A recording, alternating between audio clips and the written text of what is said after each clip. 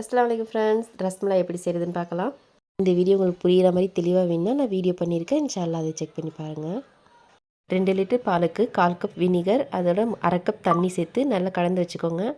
பொங்கின பாலில் 4 தடவை தண்ணியை கொஞ்சம் கொஞ்சமாக சேர்த்துக்கோங்க, வினிகர் தண்ணியை. அதுக்கப்புறம் துணி எடுத்து அதில் நல்லா வடிகட்டி பிழிஞ்சு நல்லா 4 தடவை 5 தடவை நல்லா அலசி பிழிஞ்சு இது மாதிரி வச்சுக்கோங்க. 1/2 மணி நேரம் அப்படியே இருக்கட்டும். இந்த 1 லிட்டர் பால் காய்ச்சிக்கோங்க.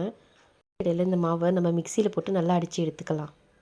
பிசைஞ்சால் ரொம்ப டைம் எடுக்கும். அதனால் இந்த இப்போ 1 லிட்டர் பால் காய்ச்சினோம்ல, அது நல்லா பொங்கினதுக்கப்புறம் குங்குமப்பூ சேர்த்துக்கோங்க.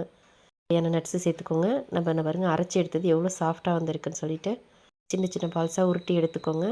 600 கிராம் தண்ணினா 400 கிராம் ஜீனி போட்டு நல்லா கொதிக்க வச்சுக்கோங்க. கொதிச்சதுக்கப்புறம் சின்ன சின்ன பால்ஸ் நம்ம செஞ்சு வச்சுருந்தோம் இல்லையா, அந்த தண்ணியில் நல்லா கொதிக்க வச்சு 5 நிமிஷம் நல்லா கொதிக்கட்டும். அதுக்கப்புறம் நார்மல் தண்ணியில் போட்டு நல்லா பிழிஞ்சு வடிகட்டி அந்த பாலில் சேர்த்துக்கோங்க. ஒரு 10 நிமிஷம் கழிச்சு ரஸ்மலாய் தயார். இந்த வீடியோ பிடிச்சிச்சுன்னா லைக் பண்ணுங்கள்.